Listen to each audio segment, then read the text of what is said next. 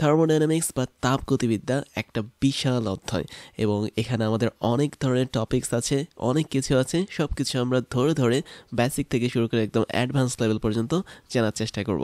তাহলে তাপগতিবিদ্যার কথা যদি বলি তাহলে বলতে হয় এটা আসলে একটা সায়েন্সের বা বিজ্ঞানের শাখা, যেখানে বিভিন্ন ধরনের শক্তির মধ্যে কনভার্সন বা বলা যায় শক্তি রূপান্তর নিয়ে কাজ করা হয়। তাহলে আমি যদি বিষয়টা একটু খুলে বলি, ব্যাপারটা হচ্ছে কি, তোমরা শক্তি বা এনার্জির কথা শুনেছ। তাহলে আমরা বিভিন্ন ধরনের শক্তির কথা জানি, যেমন আলোক শক্তি, তাপ শক্তি, শব্দ শক্তি, বিদ্যুৎ শক্তি। তো যত ধরনের শক্তি আছে এই সমস্ত শক্তির মধ্যে অবশ্যই ইন্টারচেঞ্জ ঘটে বা রূপান্তর ঘটে বা বলা যায় কনভার্সন ঘটে। তো এই যে রূপান্তরটা ঘটছে এটা নিয়ে যে শাখাতে আমরা আলোচনা করি বা যে ব্রাঞ্চে আমরা আলোচনা করি সেটাই হচ্ছে থার্মোডাইনামিক্স। তার মানে থার্মোডাইনামিক্সের মধ্যে আমাদের প্রথম যে কথাটা সেটা হচ্ছে সেই শক্তির রূপান্তর নিয়ে কথা বলে। তাহলে এনার্জি একটা ফর্ম থেকে আরেকটা ফর্মে যখন রূপান্তর হবে তখন আমরা যে শাখা এটা নিয়ে কথা বলবো ওটাই হচ্ছে থার্মোডাইনামিক্স। যেমন আমি এক্সাম্পল দিতে পারি, আমাদের তাপ শক্তি যেটা আছে হিট এনার্জি, সেটা সহজেই রূপান্তর হতে পারে শব্দ শক্তি বা লাইট এনার্জিতে। বা আমরা বলতে পারি আমাদের তাপ শক্তি যেটা আছে, আমি তাপ শক্তি না দিয়ে অন্য কিছু দিই। ধরো আমাদের শব্দ শক্তি, ধরো শব্দ শক্তি কোনো এক সময় কনভার্ট হয়ে গেল অন্য কোনো একটা শক্তিতে, ধরা যাক তড়িৎ শক্তি বা ইলেকট্রিক এনার্জিতে। তখন এই যে বিভিন্ন ধরনের শক্তির রূপান্তর, এই সব কিছু নিয়ে আলোচনা করা হয় থার্মোডাইনামিক্সে। তাহলে এটা হচ্ছে আমাদের প্রথম পার্ট বা প্রথম টার্গেট থার্মোডাইনামিক্সের। সেকেন্ড জিনিসটা হচ্ছে থার্মোডাইনামিক্সে আমরা আরও একটা বিষয় নিয়ে আলোচনা করি, সেটা হচ্ছে তাপ এবং কাজ এদের মধ্যে এক্সচেঞ্জ ঘটানো। দ্যাট মিনস আমরা চাইলে কোনো একটা কাজ করতে পারি, এই কাজটা পরবর্তীতে তাপে কনভার্ট হতে পারে। আবার আমরা চাইলে কোনো তাপ প্রয়োগ করতে পারি কোথাও, সেটা আবার পরবর্তীতে কাজে কনভার্ট হতে পারে। তাহলে তুমি যখন কোনো একটা কাজ করবে সেটা যদি তাপে কনভার্ট হয় বা পরিণত হয় তখন সেটা হচ্ছে থার্মোডাইনামিক্সের বিষয়। আবার তুমি যখন কোনো একটা জায়গায় তাপ প্রয়োগ করবে সেটা যদি কাজ করে তাহলে সেটাও হবে কি আমাদের থার্মোডাইনামিক্সের বিষয়। তো এগুলোর এক্সাম্পল আমরা ঠিক একটু পরে দেখব। এবং আমি আরও একটু জিনিস অ্যাড করি, সেটা হচ্ছে আমাদের থার্মোডাইনামিক বলতে আরও একটা জিনিসকে বোঝানো হয়, আর সেটা হলো আমি দুটো বডি বা দুটো বস্তু নিলাম। ধরো এ হচ্ছে আমাদের একটা বস্তু এবং বি হচ্ছে আমাদের আরেকটা বস্তু, এবং এই দুটো বস্তুর মাঝে আমাদের ধরো তাপের আদান প্রদান হচ্ছে। তার মানে এ বস্তু থেকে বি বস্তুতে তাপ যেতে পারে অথবা বি বস্তু থেকে এ বস্তুতেও তাপ যেতে পারে। তাহলে এই যে একটা বস্তু থেকে আরেকটা বস্তুতে তাপের আদান প্রদান হচ্ছে বা বলা যায় হিট ট্রান্সফার হচ্ছে, এই হিট ট্রান্সফার বা তাপের আদান প্রদান এটাও আমরা থার্মোডাইনামিক্সের মধ্যে করে থাকি। তার মানে থার্মোডাইনামিক্সে বা তাপগতিবিদ্যায় আমরা তিনটা জিনিস নিয়ে আলোচনা করি। একটা হচ্ছে বিভিন্ন ধরনের শক্তির রূপান্তর নিয়ে আলোচনা করি, একটা হচ্ছে কাজ থেকে মানে তাপ অথবা তাপ থেকে কাজের যেই কনভার্সন হয় বা রূপান্তর হয় সেটা নিয়ে আলোচনা করি, এবং একটা বস্তু থেকে আরেকটা বস্তুর মধ্যে যে মানে হিটের প্রবাহ হয় বা বলা যায় তাপের যে প্রবাহ হয় সেটা নিয়ে আমরা আলোচনা করে থাকি। এছাড়াও আমরা থার্মোডাইনামিক্সে আরেকটা বিষয় দেখি, সেটা হচ্ছে তাপগতিবিদ্যার মাধ্যমে আমরা কোনো একটা জিনিসের পরিবর্তন ঘটাতে পারি। ব্যাপারটা কীরকম, তোমরা এখানে পাশাপাশি দুইটা জিনিস দেখতে পাচ্ছ। একটা হচ্ছে আমাদের গ্রাফাইট, দ্যাট মিনস এটা হচ্ছে আমাদের গ্রাফাইট বা কয়লা, আর আরেকটা হচ্ছে আমাদের হীরা বা বলা যায় ডায়মন্ড। অর্থাৎ প্রথমটা হচ্ছে আমাদের ডায়মন্ড, দ্বিতীয়টা হচ্ছে আমাদের গ্রাফাইট। এবং এই দুটোই কিন্তু কার্বনের উপভেদ, তার মানে কার্বন এই দুটোর মধ্যে কিন্তু রয়েছে। এখন অনেক দিন ধরে যখন আমাদের গ্রাফাইটটা কোনো একটা জায়গায় থাকে তখন সেটার উপর যদি আমি স্পেসিফিক কিছু তাপ প্রয়োগ করি তখন কিন্তু সেটা ডায়মন্ডে বা হীরাতে পরিণত হবে। দ্যাট মিনস আমরা সহজেই গ্রাফাইটকে তাপ দিয়ে ডায়মন্ড বা হীরাতে কনভার্ট করতে পারি, এবং সেক্ষেত্রে আমাদের অবশ্যই নির্দিষ্ট পরিমাণ চাপও দেওয়া লাগবে। কথা হচ্ছে এই যে আমরা এখানে তাপ প্রয়োগ করলাম, ডেল ধারা আমরা এখানে তাপকে বোঝাচ্ছি। এই তাপ প্রয়োগ করার পর আমাদের গ্রাফাইটটা অবশ্যই ডায়মন্ড বা হীরাতে পরিণত হবে, কিন্তু কত সময় পর এটা পরিণত হবে সেই জিনিসটা আমরা জানি না। তার মানে তাপগতিবিদ্যা আসলে একটা বস্তু থেকে আরেকটা বস্তুতে পরিবর্তন হওয়াটাকে নিয়েও আলোচনা করায়, কিন্তু কত সময় পর সেটা পরিবর্তন হবে এটা নিয়ে আমাদের আলোচনা করানো হয় না। তাহলে তাপগতিবিদ্যায় কোনো একটা ঘটনা অবশ্যই ঘটে, বাট কত সময় পর ঘটে এই সময়টা আমরা জানি না। তার মানে আমরা টাইমের ব্যাপারে তাপগতিবিদ্যায় টোটালি একটা অনিশ্চিত চিন্তা নিয়ে থাকি। আর একটা এক্সাম্পল দিতে পারি, যেটা হচ্ছে আমরা বিভিন্ন ধরনের রাসায়নিক বিক্রিয়া করে থাকি। আমরা দেখেছিলাম যে বিভিন্ন ধরনের কেমিক্যাল রিয়াকশন হয়। তো এই কেমিক্যাল রিয়াকশনগুলো যে ঘটবে এই ঘটাটা আসলে অ্যাগ্রি করে তাপগতিবিদ্যা। তার মানে তাপগতিবিদ্যার নিয়ম অনুসারে আমাদের রিয়াকশন বা বিক্রিয়াটা ঘটবে, বাট কত সময় পর ঘটবে এই সময়টা কিন্তু আমরা আসলে জানি না। তাই তাপগতিবিদ্যার একটা ড্রব্যাক বা বলা যায় একটা অসুবিধা হচ্ছে একটা নির্দিষ্ট সময় আমরা কখনোই বলতে পারবো না কত সময় পর কোনো একটা বস্তু পরিবর্তন হবে অন্য বস্তুতে বা কোনো একটা বিক্রিয়া ঘটবে। তো এবার আমরা কিছু শক্তির রূপান্তর দেখি। খেয়াল করে দেখো, আমরা প্রথমে দেখতে পাচ্ছি সূর্যের আলো পড়ছে সোলার সেলে। তো সোলার সেলগুলো হচ্ছে সৌরকোষ, যেটা সূর্যের মানে যে তাপ আছে বা সূর্যের যে আলোটা আছে এই আলোটাকে কাজে লাগিয়ে তার মধ্যে থাকা সেমিকন্ডাক্টরের মধ্যে কিছু কাজ করে, যার ফলে আমাদের বিদ্যুৎ শক্তি তৈরি হয়। এবং এই বিদ্যুৎ শক্তিটা পরবর্তীতে বিভিন্ন রকম ট্রান্সমিশন লাইনের মাধ্যমে, ট্রান্সফর্মারের মাধ্যমে আমাদের বাসাবাড়িতে আসে। তার মানে এটা হচ্ছে টোটালি ইলেকট্রিক্যাল ট্রান্সমিশন সিস্টেম। এরপরে বাসাবাড়িতে যখন আসে, কনজিউমার মানে হচ্ছে আমাদের বাসাবাড়ি মানে আমরা, তখন আমরা এই বিদ্যুৎ শক্তি কাজে লাগিয়ে সেটাকে লাইটে কনভার্ট করতে পারি, তারপর সেটাকে এয়ার বা বাতাস বা যান্ত্রিক শক্তিতে কনভার্ট করতে পারি, কিংবা আমরা চাইলে এটাকে হিট শক্তিতে আবার কনভার্ট করতে পারি। অর্থাৎ তোমরা যখন আয়ন করো বা ইস্ত্রি দিয়ে জামা ইস্ত্রি করো বা হিটার দিয়ে যখন চুলা জ্বালাও, তখন কিন্তু তোমাদের এখানে বিদ্যুৎ শক্তিটা তাপ শক্তিতে কনভার্ট হয়ে যাচ্ছে। তারপর তোমরা যখন পাখা চালাও বা ফ্যান চালাও, তখন সেটা কিন্তু একদম আমাদের এয়ার বা কি বলবো যান্ত্রিক শক্তিতে সেটা কনভার্ট হয়ে যাচ্ছে। তার মানে এই টোটাল যে শক্তির কনভার্সন, এই সবগুলো নিয়ে কিন্তু আমরা আলোচনা করে থাকি থার্মোডাইনামিক্স নিয়ে। তারপর আরেকটা এক্সাম্পল দেখতে পারি, খুবই ইম্পর্টেন্ট, খুবই বিখ্যাত একটা এক্সাম্পল, সেটা হচ্ছে ইন্টারনাল কম্বাসন ইঞ্জিন। তো এটাকে আসলে ইন্টারনাল কম্বাসন ইঞ্জিন বলা হয়। এর মানে হচ্ছে এটা আমাদের মোটরসাইকেল কিংবা যে সমস্ত যানবাহন চলাচল করে, যেগুলো পেট্রোল চালিত বা ডিজেল চালিত, ওই সমস্ত যানবাহনের ইঞ্জিন হিসেবে কাজ করে। তো ইঞ্জিনের দিকে খেয়াল করে দেখো, আমাদের এখানে আমরা কিছু পেট্রোল বা ডিজেল তেল রাখি, দ্যাট মিনস ফুয়েল বা অয়েল রাখি। তো সেক্ষেত্রে যখন পেট্রোল বা ডিজেলের মধ্যে আগুন ধরানো হয় স্পার্কিংয়ের মাধ্যমে, ওই আগুনের ফলে ভেতরে বিশাল পরিমাণে একটা ব্রাস্ট তৈরি হয়। ব্রাস্ট মানে হচ্ছে বিস্ফোরণ হয়, এবং এই বিস্ফোরণের ফলে আমাদের কি হয়, আমাদের এই যে এখানে একটা কি বলবো কপি কলার মতো অংশ দেখতে পাচ্ছ বা একটা লিভার দেখতে পাচ্ছ, লিভার বলতে আমি বোঝাচ্ছি একটা জাস্ট নল দেখতে পাচ্ছ, এটা তখন উপরে নিচে ওঠানামা করে। আর ও যখন উপরে নিচে ওঠানামা করবে, তখন ওর সাথে লাগানো যে চাকাটা আছে সে চাকাটাও তখন ঘুরতে থাকবে। এবং এটা বেশিরভাগ ক্ষেত্রে আমরা গাড়িতে দেখেছি। যেমন আরেকটা দেখো, আমি একটু বড়োভাবে দেখাচ্ছি যে তুমি যদি এখানে হিট প্রয়োগ করো, দ্যাট মিনস তাপ দাও, তাহলে এই তাপের জন্য আমাদের এই পিস্টনটা ধাক্কা খাবে, এবং এই পিস্টনটা ধাক্কা খেয়ে যখন সামনে আগাবে, তখন সে কিন্তু তার সাথে যুক্ত করা এই হুইল বা চাকাটাকে ঘোরানো শুরু করবে। তার মানে এখানে আসলে কি হচ্ছে, আমরা হিট এনার্জি বা তাপ শক্তি দিচ্ছি কোনো একটা পিস্টনকে, পরবর্তীতে ওই পিস্টনটা উঠানামা করছে, তার মানে তার মধ্যে একটা গতিশক্তি তৈরি হয়েছে, এবং এই গতিশক্তিটা পরবর্তীতে কি করেছে, ঘূর্ণন শক্তি তৈরি করেছে, বা বলা যায় এই চাকাটাকে ঘোরাচ্ছে। তার মানে এখানে একটার পর একটা শক্তির যেই রূপান্তর, সেই জিনিসগুলো হচ্ছে।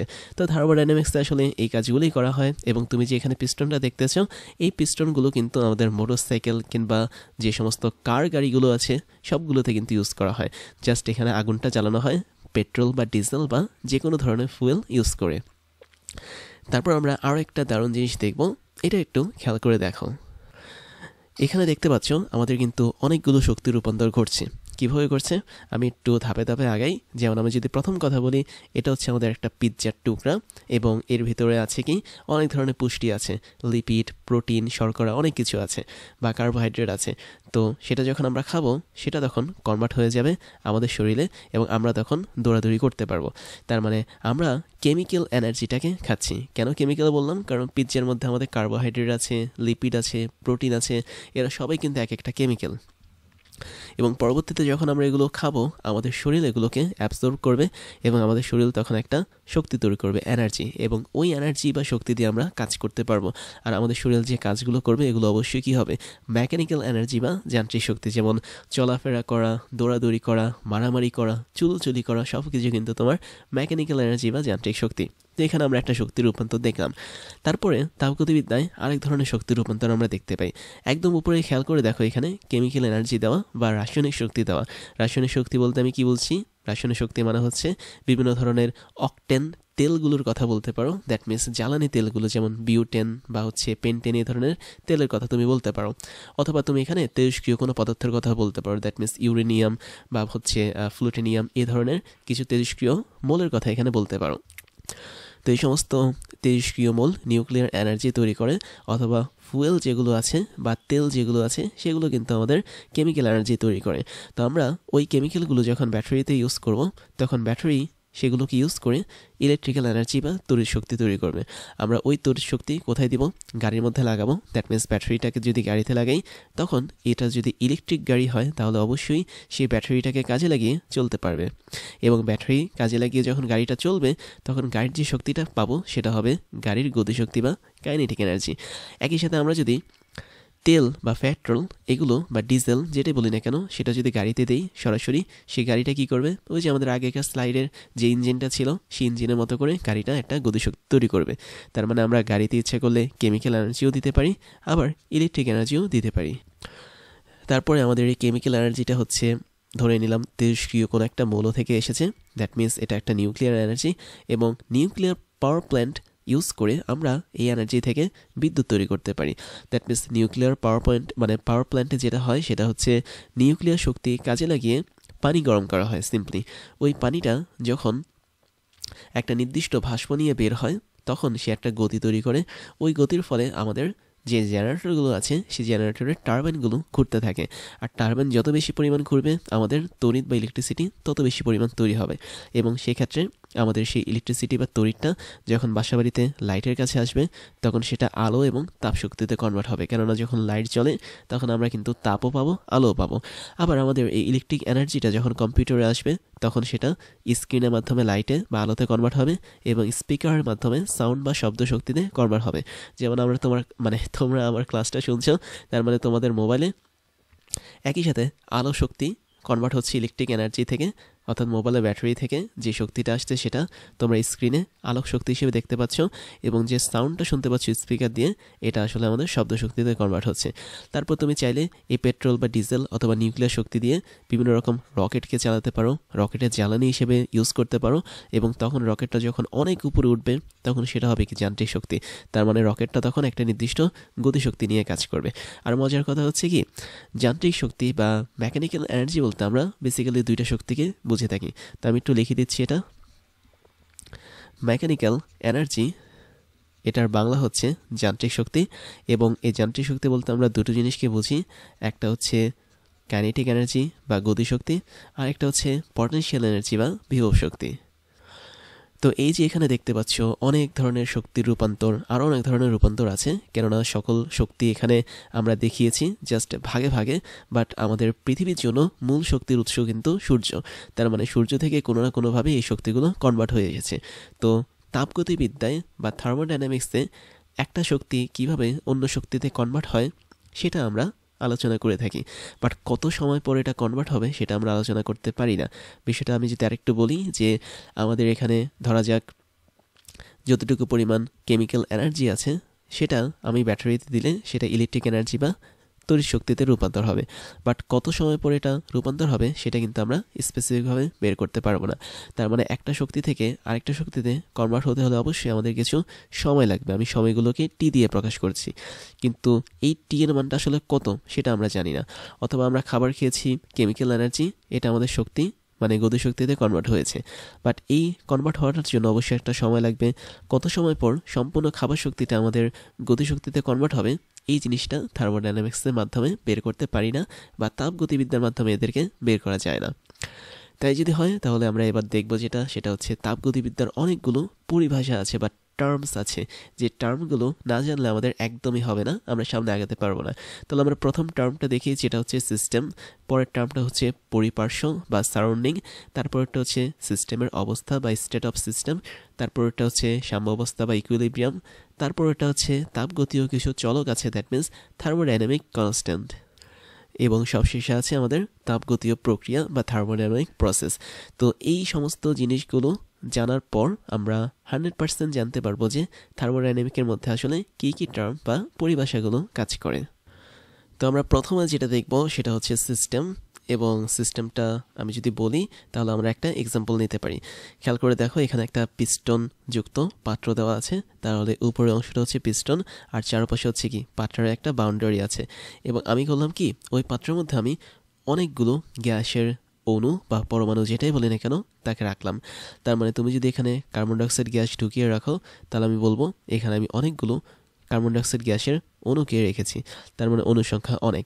আর আমি যদি অক্সিজেন গ্যাসের কথা বলি শুধু, তাহলে আমি বলবো আমি অনেকগুলো অক্সিজেন গ্যাসের পরমাণুকে রেখেছি, কারণ অক্সিজেন গ্যাসটা হচ্ছে কি অবশ্যই মৌলিক পদার্থ। তাহলে যখন আমরা কোনো একটা নির্দিষ্ট জায়গায়, যে জায়গাটা চারপাশে একটা বাউন্ডারি রেখেছে বা একটা কি বলবো যে বেড়া রেখেছে, বেড়া না বলে আমি বাউন্ডারি বলি, বা বলা যায় কি বলে এটাকে বাংলাতে, একটা বেষ্টনী রেখেছে, আচ্ছা বেষ্টনী বলাটা সবচেয়ে ভালো হবে। তাহলে কোনো একটা জায়গায় যখন আমরা অনেকগুলো অণু বা পরমাণুকে রাখি, তার চারপাশে যখন আমরা এরকম একটা বেষ্টনী দিই, তখন ওই জায়গাটাকে বলা হয় সিস্টেম। তার মানে আমাদের সিস্টেমের ভিতরে অসংখ্য অণু বা পরমাণু থাকবে, এবং আমরা যেটা করি সেটা হচ্ছে সমস্ত ধরনের ক্যালকুলেশন সব কিছু কিন্তু ওই সিস্টেমের মধ্যে করে থাকি। কী ধরনের ক্যালকুলেশন করতে পারি? যেমন আমি যদি বলি ওই সমস্ত অণু এবং পরমাণুর কিন্তু নির্দিষ্ট কিছু ভ্যালু আছে। কী কী ভ্যালু আছে? প্রথমটা হচ্ছে তাদের প্রেশার বা চাপের একটা মান আছে, তাদের ভলিউম বা আয়তনের একটা মান আছে, এবং তাদের তাপমাত্রারও কি একটা মান আছে। তো যখন এই তিনটা বিষয় থাকবে একটা বেষ্টনী দ্বারা আবদ্ধ অনেকগুলো অণু বা পরমাণুর মধ্যে, তখন ওই টোটাল জায়গাটাকে আমি বলবো সিস্টেম। তার মানে একটা তাপগতিবিদ্যার সিস্টেমের মধ্যে অবশ্যই তিনটা জিনিস থাকবে, চাপ থাকবে, আয়তন থাকবে, তাপমাত্রা থাকবে। তাহলে আমি একটু লিখে দিই, কোনো একটা সিস্টেম হতে হলে তার প্রথম বৈশিষ্ট্য হচ্ছে কি অবশ্যই বাউন্ডারি থাকতে হবে বা তার চারপাশে বেষ্টনী থাকতে হবে, তারপর হচ্ছে তার চাপ থাকতে হবে, তারপর তাপমাত্রা থাকতে হবে, স্পেসিফিক তাপমাত্রা, এবং ফাইনালি তার একটা অবশ্যই আয়তন থাকতে হবে, এবং অনেকগুলো অণু বা পরমাণু থাকতে হবে। দ্যাট মিন্স অণুও থাকতে পারে অথবা পরমাণু থাকতে পারে। তারপর আরও কিছু আছে, এই যে এই জিনিসগুলো আমরা দেখছি এগুলোকে আবার চেঞ্জও করা যাবে। দ্যাট মিন্স আমরা চাইলে চাপ চেঞ্জ করতে পারি, আয়তন চেঞ্জ করতে পারি, তাপমাত্রা চেঞ্জ করতে পারি, আমরা চাইলে বাউন্ডারিটাকে কমাতে পারি বা বাড়াতে পারি, অথবা অণুপরমাণুর সংখ্যাকেও কি চেঞ্জ করতে পারি। তার মানে এরা সবাই যা থাকছে একই সাথে এদেরকে আমরা চাইলে চেঞ্জও করতে পারি বা পরিবর্তনও করতে পারি। যদি আমরা এই সমস্ত ঘটনা ঘটাতে পারি কোনো একটা নির্দিষ্ট জায়গায়, তাহলে আমরা ওই জায়গাটাকে বলবো সিস্টেম। যেমন আমি যদি একটা উদাহরণ দিই, বেলুন ভর্তি গ্যাস। তার মানে কোনো একটা বেলুনের ভিতর যখন গ্যাস থাকবে সেটা একটা সিস্টেম হিসেবে কাজ করবে। অথবা আমি যদি আরেকটা উদাহরণ দিই, যেমন মাগ। তো একটা মগের ভিতর, মানে মাগ মানে হচ্ছে ইংলিশ আর মগ মানে হচ্ছে বাংলা, তো একটা মগের ভিতরে তুমি যখন চা নিবে তখন ওই মগটা একটা সিস্টেম হিসেবে কাজ করবে। অথবা আমাদের ঘরের মধ্যে কোনো একটা রুমের কথা তুমি বলতে পারো। ধরো আমাদের ঘরে, আচ্ছা রুম কীভাবে লেখে, এই হচ্ছে আমাদের ঘরে, না এভাবে লেখে না, রুম লেখা হচ্ছে এভাবে।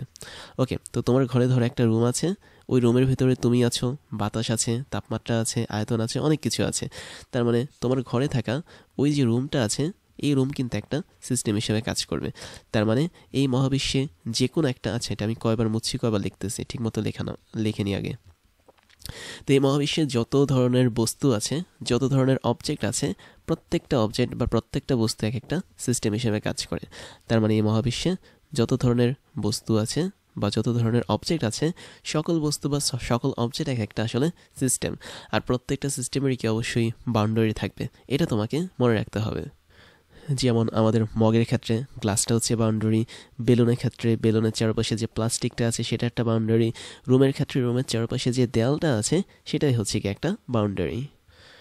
তো আমরা চাইলে এই যে এখানে ছবিটা দেখতে পাচ্ছি, এখানে একটা পিস্টন লাগানো, এই পিস্টনটাকে কিন্তু আমরা ইচ্ছে করলে আপ ডাউন করতে পারি। তার মানে পিস্টনটাকে আমি যদি উপরে উঠাই তাহলে ভেতরে কিন্তু চাপটা কমে যাবে, আর আমি যদি পিস্টনটা নিচে নামাই তাহলে আমাদের কিন্তু চাপটা বেড়ে যাবে। তার মানে আমি বলতে পারি আমাদের এই জায়গাটাতে চাপটা চেঞ্জ হচ্ছে। চাপ যেহেতু চেঞ্জ হতে পারছে তার মানে অবশ্যই এটা সিস্টেম। আবার আমরা পিস্টনটাকে উপরে নিচে উঠালে তার আয়তনটাও কিন্তু বাড়বে বা কমবে। তার মানে ভেতরে থাকে গ্যাসের আয়তনটা হুট করে বেড়ে যাবে যখন আমি সিস্টেমটাকে মানে পিস্টনটাকে উপরে উঠাবো, আর আয়তনটা হুট করে কমে যাবে যখন পিস্টনটাকে নিচে নামাবো। তার মানে আমাদের এখানে আয়তনের পরিবর্তন বা ডেল ভি আমরা পাবো। তাপমাত্রারও পরিবর্তন পাবো। তুমি ধরো বাইরে থেকে তাপ দিয়েছো, পিস্টনের ভিতর তাপমাত্রা চেঞ্জ হয়েছে, তার মানে তাপের যে মাত্রাটা আছে তাপমাত্রা ওটাও পরিবর্তন ঘটতে পারে। তারপরে চাপেরও পরিবর্তন, দ্যাট মিনস ডেল পিও থাকতে পারে। তার মানে সকল ধরনের ঘটনা একমাত্র সিস্টেমের মধ্যেই ঘটবে আর অন্য কোনো জায়গায় ঘটবে না। তারপরে যেটা দেখব সেটা হচ্ছে আমরা সিস্টেমের প্রকারভেদটা দেখতে পারি। সিস্টেম মোটামুটি 3 ধরনের হয়।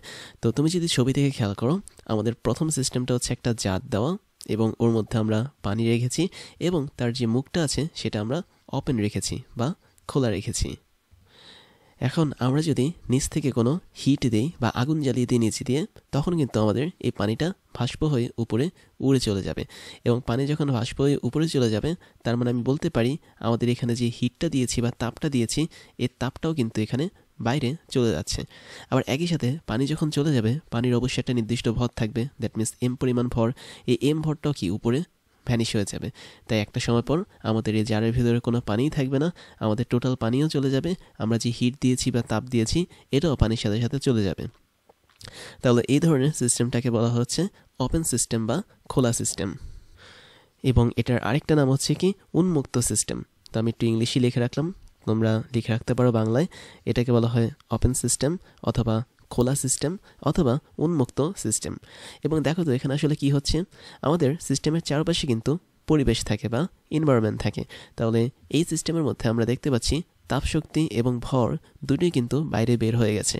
তার মানে যে সিস্টেমের মধ্যে আমাদের শক্তি এবং ভর দুটোই এক্সচেঞ্জ ঘটে বা বাইরে বের হয়ে যায় বা পারিপার্শ্বতে বের হয়ে যায়, সেটাই হচ্ছে আমাদের খোলা সিস্টেম বা ওপেন সিস্টেম। এবার একটা বাস্তব উদাহরণে আছি, যেমন হচ্ছে আমরা মানে হিউম্যান। তো মানুষ কিন্তু একটা ওপেন সিস্টেম হিসেবে কাজ করে। কিভাবে?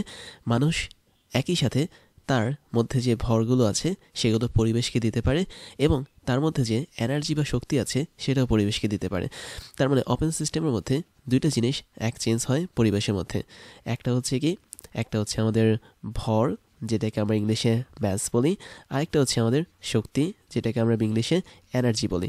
তাহলে ভর এবং এনার্জি যখন এক্সচেঞ্জ হয়, তার মানে আমরা আমাদের শরীরের মধ্যে থাকা ভর এবং এনার্জি দুটোই কিন্তু পরিবেশকে দিচ্ছি। কিভাবে দিচ্ছি? যখন তোমার কান্না আসে তখন তুমি কিন্তু চোখের পানি ফেলো এবং এই চোখের পানিটার একটা অবশ্যই ভর আছে এবং এই ভরটা তুমি কোথায় দাও? তুমি যখন বালিশে মুখ লুকিয়ে কান্না করো তখন বালিশ তোমার এই ভরটাকে পেয়ে যায়, মানে চোখের পানির ভরটা পেয়ে যায়। এবং তুমি যখন সাউন্ড করো বা কোনো একটা কথাবার্তা বলো, তখন তোমার শরীর থেকে কিছু শক্তি নির্গত হয়, যেটা শব্দ শক্তি হিসেবে নির্গত হয়। তুমি যখন কোনো কাজ করো তখন সেটাও কিন্তু মেকানিক্যাল এনার্জি বা যান্ত্রিক শক্তি হিসেবে নির্গত হয়। যখন তুমি দৌড়াদৌড়ি করো, হাঁটাহাঁটি করো, তখন কিন্তু তুমি গতিশক্তি তৈরি করছো, যেটা পরিবেশের মধ্যে দিয়ে দিচ্ছ। তার মানে আমরা মানুষ বা জীবজন্তু যাই বলি না কেন পৃথিবীতে যারা জীবন্ত, তারা সবাই আসলে ওপেন সিস্টেম হিসেবে কাজ করে। এমনকি গাছপালা যারা আছে তারাও কিন্তু ওপেন সিস্টেম হিসেবে কাজ করে। তাহলে আমি এখানে বাস্তব উদাহরণ লিখতে পারি। প্রথমটা হচ্ছে আমাদের হিউম্যান বা মানুষ, তারপরটা লিখতে পারি প্ল্যান্টস বা গাছপালা, আর আরেকটা লিখতে পারি আমরা অ্যানিমেলস বা প্রাণী। এরা সবাই আসলে ওপেন সিস্টেম। তারপরে যেটা করব সেটা হচ্ছে আমরা আরেকটা জিনিস বলি, সেটা হচ্ছে ওপেন সিস্টেমের ক্ষেত্রে আমাদের যে বাউন্ডারিটা থাকে, খেয়াল করে দেখো আমাদের যে পাত্রটা আমরা দেখতে পাচ্ছি এই বাউন্ডারিটা কিন্তু ইমাজিনারি থাকে একটা সাইড। তার মানে আমাদের এখানে টোটাল বাউন্ডারিটা হচ্ছে গ্লাসের তৈরি, বাট উপরের যে অংশটা এটা কিন্তু ওপেন বা খোলা। খোলা থাকছে বলেই আমাদের এখানে শক্তি এবং ভর দুটোই উদয় হয়ে যাচ্ছে। সেই সাথে আমাদের এই বাউন্ডারিটা কিন্তু খুব ভালো কন্ডাক্টিং মানে হচ্ছে কি খুব ভালো পরিবাহী, এবং খুব ভালো পরিবাহী বলে আমরা ভেতরে যে হিট দিচ্ছি বা তাপটা দিচ্ছি সেই তাপটা কিন্তু আস্তে আস্তে বাইরে বের হয়ে যাচ্ছে। তার মানে আমাদের মনে রাখতে হবে ওপেন সিস্টেমের মধ্যে আমরা যে বাউন্ডারি হিসেবে কাজ করাই সেই বাউন্ডারিটার যে কোনো একটা পার্ট খোলা থাকে এবং এটাকে আসলে ইমাজিনারি বাউন্ডারি বলা হয়। এবং একই সাথে আমাদের বাউন্ডারিটা অবশ্যই তাপ কি বলবো যে তাপ পরিবাহী হয়, এবং তাপ পরিবাহী হয় বলেই আমরা খুব সহজেই তাপটাকে কি করতে পারি, রিপ্লেস করতে পারি। অর্থাৎ তুমি যদি এই পানিটাকে গরম করো, এই গরম পানির কিছু অংশ তাপ কিন্তু আমাদের এই গ্লাস ভেদ করেও বাইরে বের হয়ে যাবে। এবং তোমরা এটা বাস্তব উদাহরণ দেখো কখন, যখন তোমরা একটা গরম কাপে মানে নট গরম কাপ, কোনো একটা গরম চাকে বা গরম পানিকে যখন কাপের মধ্যে নাও, তখন দেখবে ওই কাপ বা ওই গ্লাস বা ওই মগের চারপাশটা গরম হয়ে গেছে, তার মানে সে তাপ হারাচ্ছে পরিবেশে। তাহলে ওপেন সিস্টেমের জন্য আমরা যে বাউন্ডারিটা পাচ্ছি এই বাউন্ডারিটা অবশ্যই কি হবে, কন্ডাক্টর বা বলা যায় পরিবাহী হবে। সে খুব সহজেই তাপটাকে হারাতে পারবে বা তাপের মাধ্যমে সে শক্তিটাকে হারাবে। তারপরে যে সিস্টেমটা আছে সেটা হচ্ছে আমাদের ক্লোজ সিস্টেম, এবং এটাকে তুমি ইচ্ছা করলে বদ্ধ সিস্টেমও বলতে পারো। ক্লোজ সিস্টেম বা বদ্ধ সিস্টেমে কি হয়, এখানে আসলে আমি যদি নামটা লিখি, এর নাম হচ্ছে ক্লোজ সিস্টেম বা বদ্ধ সিস্টেম, এবং এটাকে ক্লোজড লেখা হয় আসলে। এবং এখানে যেটা ঘটে সেটা হচ্ছে এখানে দুইটা জিনিসের মধ্যে একটা জিনিস আটকা খায়। দ্যাট মিনস তুমি দেখতে পাচ্ছ এখন আমাদের এখানে উপরে একটা চিপি লাগানো বা একটা কি বলবো যে বাধা দেওয়া। তার মানে ভেতরে যে পানিটা আছে এই পানির মধ্যে আমি যদি তাপ দিই তাহলে এই তাপটা দেওয়ার পর পানির মধ্যে যেটা ঘটবে সেটা হচ্ছে ভাস্পগুলো উপরে ওঠা শুরু করবে, এবং এই ভাস্পগুলো আসলে বাইরে বের হতে পারবে না। তার মানে এখানে গিয়ে একটা বাধা খাবে, এবং এই বাধা খাওয়ার জন্য আমাদের এই সিস্টেমের বাইরে কখনোই কোনো ভর বা ম্যাস যেতে পারে না। শুধুমাত্র শক্তি, এনার্জি বা তাপ যেটাই বলি না কেন সেটা পাস করতে পারে। তাহলে ক্লোজ সিস্টেমের মধ্যে পরিবেশের মাঝে একটা জিনিসই নির্গত হয়, সেটা হচ্ছে এনার্জি বা শক্তি, বাট ম্যাস বা ভর সেটা কিন্তু কখনোই পরিবেশের মধ্যে নির্গত হতে পারে না। যদি পানির ফোঁটাগুলো পরিবেশে চলে যেত তাহলে আমাদের ভেতরে থাকা এই ভরটা কমে যেত, বাট সেটা যেহেতু কমছে না তাই আমাদের ভর কিন্তু সেম থাকবে, বাট এনার্জি যেটা সেটা কিন্তু বাইরে বের হয়ে যাবে। কেন? কারণ তুমি যখন এই পানিটাকে গরম করবে এই গ্লাসের যে বাউন্ডারিটা আছে এই বাউন্ডারিটা অবশ্যই পরিবাহী হবে, আর পরিবাহী হলে কি হবে, তারা গরম হয়ে যাবে। তার মানে তারা ভেতরে থাকা তাপটাকে বাইরে বের করে দিবে, যতই তোমার এই টোটাল বাউন্ডারিটা বদ্ধ থাকুক না কেন। তাই ক্লোজ সিস্টেম বা বদ্ধ সিস্টেমের মধ্যে আমাদের পরিবেশের সাথে, দ্যাট মিনস এই সিস্টেমের বাইরের যে অংশ এটাই কিন্তু পরিবেশ বা এনভায়রনমেন্ট। তো পরিবেশের মধ্যে কেবলমাত্র শক্তির এক্সচেঞ্জ ঘটে, বাট ম্যাস বা ভরের কোনো এক্সচেঞ্জ ঘটে না। এবং অবশ্যই ক্লোজ সিস্টেমের যে বাউন্ডারিটা থাকে এই বাউন্ডারিটা আসলে কন্ডাক্টর বা পরিবাহী হিসেবে কাজ করবে। যেহেতু সে তাপটাকে ছেড়ে দিচ্ছে বাইরে, তার মানে সে অবশ্যই কি কন্ডাক্টর। ফাইনাল মোমেন্টে যেটা দেখব সেটা হচ্ছে আমাদের আরও একটা সিস্টেম এখানে দেখতে পাচ্ছি। তো এখানে দেখো আমরা করেছি কি সেম 2 নম্বর ছবি যেটা ছিল দ্যাট মিনস ক্লোজ সিস্টেমের, এটাকে আমি ধরে বাইরে চারপাশে একটা আবরণ দিয়ে দিয়েছি, এবং এই আবরণটা হচ্ছে কুপরিবাহী পদার্থ বা বলা যায় ইনসুলেটর ক্যাটাগরির পদার্থ। তো আমি এটাকে ইনসুলেটর হিসেবে লিখলাম।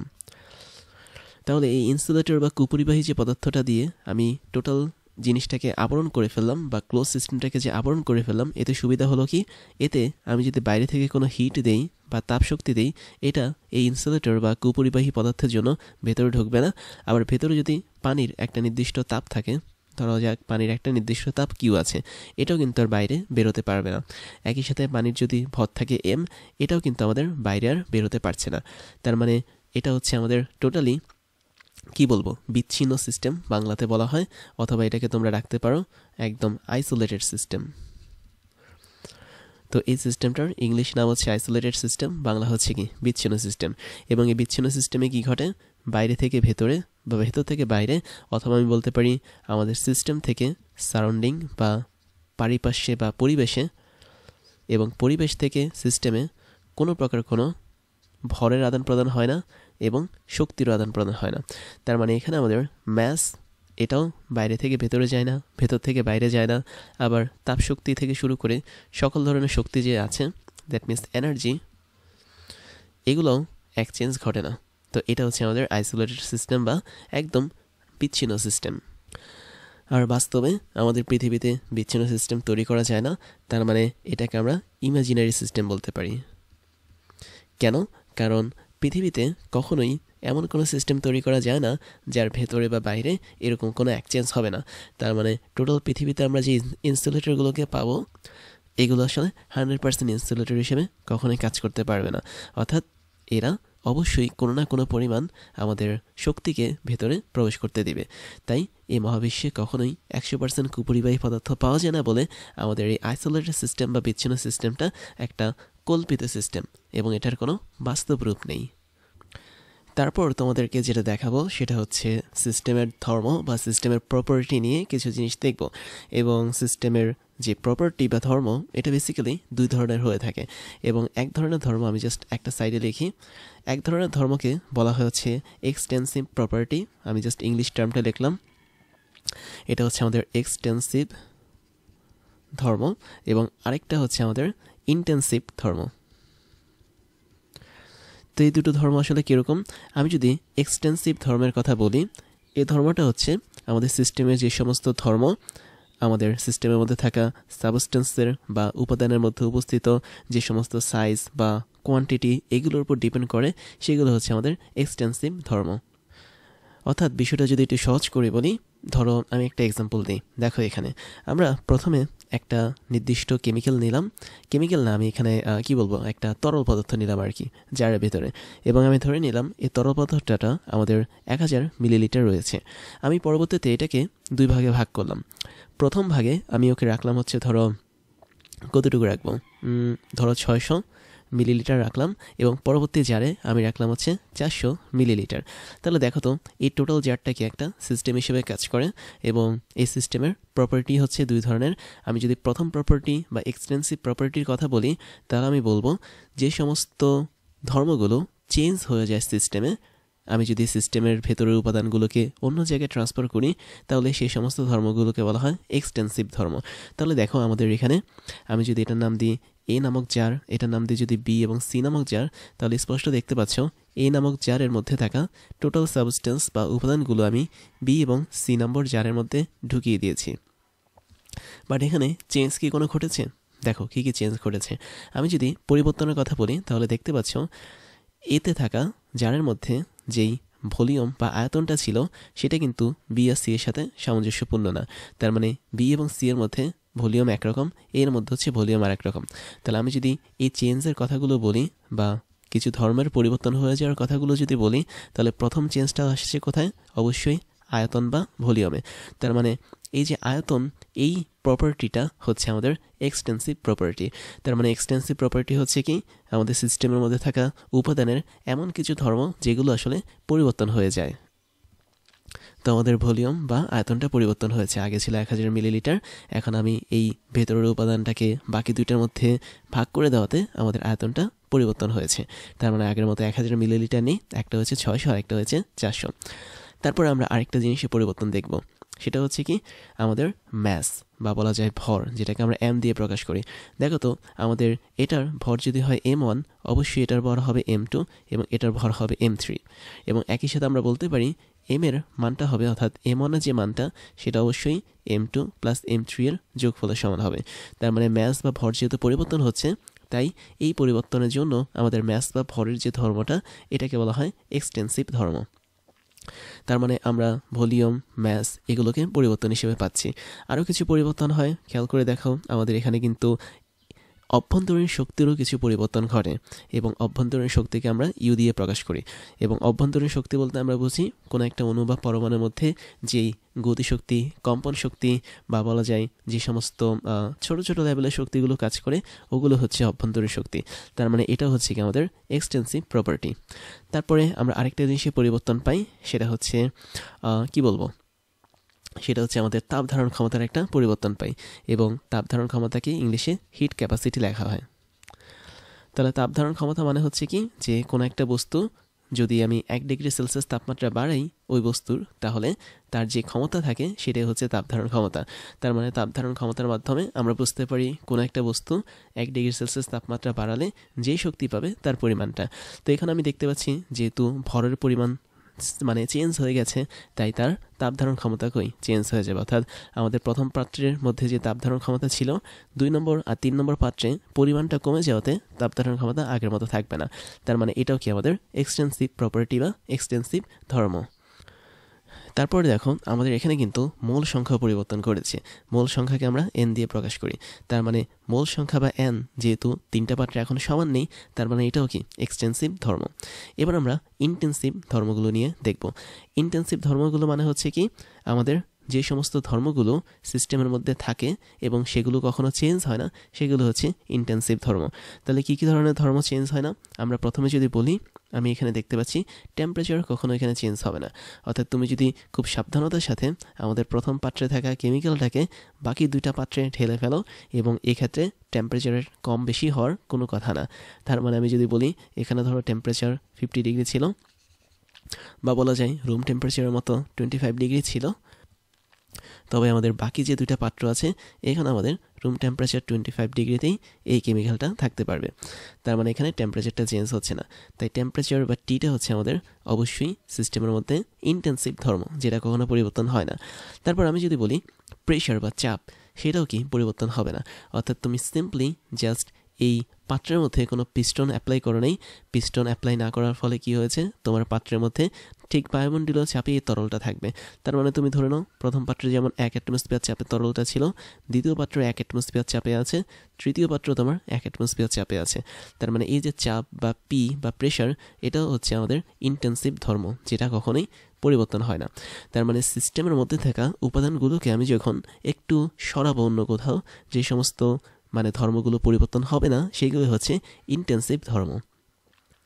তারপর আমি এখানে দেখতে পাচ্ছি আরেকটা ভালো ধর্ম আছে, সেটা হচ্ছে ডেন্সিটি বা ডি। ডেন্সিটি মানে হচ্ছে কি, তুমি ধরো এখানে যে তরল পদার্থটা নিয়েছো, ওর ডেন্সিটি বা ঘনত্ব হচ্ছে ধরো 5 ডেসিমিটার কিউ পার, কি বলবো, এটাকে আমি এভাবে না লিখে সরাসরি একক লিখি, that means KG per metre q. তো এটা হচ্ছে আমাদের এই কেমিক্যালের ঘনত্ব। এবং আমি কেমিক্যালের পরিমাণ কমালেও আমাদের এখানেও সেম 5 পরিমাণ ঘনত্ব থাকবে, এখানে আমাদের 5 কেজি পার মিটার কিউ পরিমাণ ঘনত্বই থাকবে। তার মানে ঘনত্ব বা ডেন্সিটি, এই জিনিসটা হচ্ছে কি আমাদের পরিবর্তন হবে না, যদিও আমরা সিস্টেমটাকে চেঞ্জ করি, মানে সিস্টেমের উপাদানগুলোকে অন্য জায়গায় নেই। তার মানে ডেন্সিটিটা হচ্ছে কি আমাদের ইন্টেন্সিভ ধর্ম। তারপর আমরা বলতে পারি কালার। খেয়াল করে দেখো, আমাদের এখানে প্রথমটা গ্রিন কালার, বাকি দুইটা তরল কি গ্রিন কালার। তার মানে আমাদের যেই সাবস্টেন্স আছে বা পদার্থটা আছে, ওর কালার বা বর্ণটাও কিন্তু পরিবর্তন হচ্ছে না। তারপর তরল পদার্থের একটা পৃষ্ঠটান থাকে, যেটাকে ইংলিশে সারফেস টেনশন বলে। তাহলে পৃষ্ঠটান যেটা, এটাও কিন্তু কখনো পরিবর্তন হবে না। অর্থাৎ এক একটা তরলের জন্য পৃষ্ঠটান স্পেসিফিকভাবে থাকবে। তো আমি যেহেতু তরল পদার্থ চেঞ্জ করিনি, জাস্ট পরিমাণটা চেঞ্জ করেছি, তাই পৃষ্ঠটানটাও কি সেম থাকবে। তাই পৃষ্ঠটানটা হচ্ছে কি একটা ইন্টেন্সিভ ধর্ম। তারপর আমি যদি বলি ভিসকোসিটির কথা বা সান্দ্রতার কথা, তাহলে এটাও কিন্তু সেম থাকবে। সান্দ্রতা মানে তরল পদার্থের একটা বিশেষ ধর্ম, এবং এই ধর্মটা অবশ্যই স্পেসিফিক তরলের জন্য স্পেসিফিক। তার মানে আমি যেহেতু এখানে তরল পদার্থ টোটালি পরিবর্তন করিনি, তাই প্রত্যেকটা সান্দ্রতা বা ভিসকোসিটি সেম থাকবে। তাই এটা হচ্ছে কি আমাদের ইন্টেন্সিভ ধর্ম। তারপর আরও ভালো ভালো কিছু ধর্ম আছে, যেমন আমি যদি বলি তোমাদেরকে গলনাঙ্ক বা স্ফুটনাঙ্ক। গলনাঙ্ক মানে হচ্ছে কি মেল্টিং পয়েন্ট বা এমপি। স্ফুটনাঙ্ক মানে হচ্ছে কি, না না আমি ভুল বলেছি, গলনাঙ্ক মানে হচ্ছে boiling point, that means BP বলতে পারি। আর স্ফুটনাঙ্ক হচ্ছে আমাদের মেল্টিং পয়েন্ট, না আমি আবার উল্টা বলেছি, গলনাঙ্ক মানে হচ্ছে আমাদের মেল্টিং পয়েন্ট, রাইট। আর স্ফুটনাঙ্ক মানে হচ্ছে কি boiling point, that means BP. তো এরও কিন্তু চেঞ্জ হবে না। ধরো তোমার প্রথম যে তরলটা তুমি রেখেছো, ওর গলনাঙ্ক হচ্ছে ধরো 70 ডিগ্রি সেলসিয়াস। জাস্ট তুমি দ্বিতীয় এবং তৃতীয় তরলটাকে সেম রেখেছো, তাই এটারও গলনাঙ্ক 70 ডিগ্রি হবে, এটারও গলনাঙ্ক 70 ডিগ্রি সেলসিয়াস হবে। তাহলে আমরা এখানে তাপমাত্রা, চাপ, ঘনত্ব বা এটাকে বলা হয় ডেন্সিটি বা ঘনমাত্রা, তারপর হচ্ছে ওই কেমিক্যাল বা ওই পদার্থের রং, পৃষ্ঠটান, সান্দ্রতা, গলনাঙ্ক, স্ফুটনাঙ্ক, এগুলো একটাকেও কিন্তু আমরা চেঞ্জ করতে পারি না, যদি আমি সিস্টেমের ভেতর থেকে উপাদানগুলোকে অন্য কোনো জায়গায় নিয়ে যাই। তাই এরা সবাই হচ্ছে কি আমাদের ইন্টেন্সিভ ধর্ম বা ইন্টেন্সিভ প্রপার্টি। তারপরে যেটা দেখবো সেটা হচ্ছে আমাদের পরিপার্শ্ব বা সারাউন্ডিং। সেটার জন্য আমরা আবারও আগে ছবিটা দেখে ফেলি। খেয়াল করে দেখো, আমাদের এখানে একটা সিস্টেম বা ব্যবস্থাকে দেওয়া হয়েছে। দ্যাট মিনস আমরা এই জিনিসটা তোমাদেরকে একটু জানিয়ে রাখি, সিস্টেমকে বাংলায় ব্যবস্থা বলা হয়। তাহলে এই ব্যবস্থা বা সিস্টেমের চারপাশে যা থাকে তাকে বলা হয় পারিপার্শ্ব বা বাউন্ডারি। তার মানে পরিপার্শ্ব বা বাউন্ডারি না, এটা হচ্ছে সারাউন্ডিং হবে। তুমি দেখতে পাচ্ছ সিস্টেমের ঠিক বাইরে এই জায়গাটা হচ্ছে কি তার বাউন্ডারি, এবং আমরা এখনও কিন্তু বাউন্ডারি বা বেষ্টনী নিয়ে পড়িনি। জাস্ট সিস্টেমের পরে বাউন্ডারি থাকবে, তারপরে যে জায়গাটা থাকবে এই টোটালটাই হচ্ছে কি সারাউন্ডিং। তার মানে আমি যদি তোমাকে একটু হাইলাইটার দিয়ে দেখাই, আমাদের এখানে সিস্টেমের বাইরে এই এতটুকু জায়গায় যা আছে বাইরে সব কিছু হচ্ছে আমাদের বাউন্ডারি, নট বাউন্ডারি, সারাউন্ডিং। এবং এই যে সারাউন্ডিংটা আমরা দেখতে পাচ্ছি, সারাউন্ডিংয়ের একটা ভালো ধর্ম আছে। ধর্মটা হচ্ছে কি, সে চাইলেই সিস্টেমের থেকে কিছু পরিমাণ শক্তি নিতেও পারে, অথবা সিস্টেমকে শক্তি দিতেও পারে।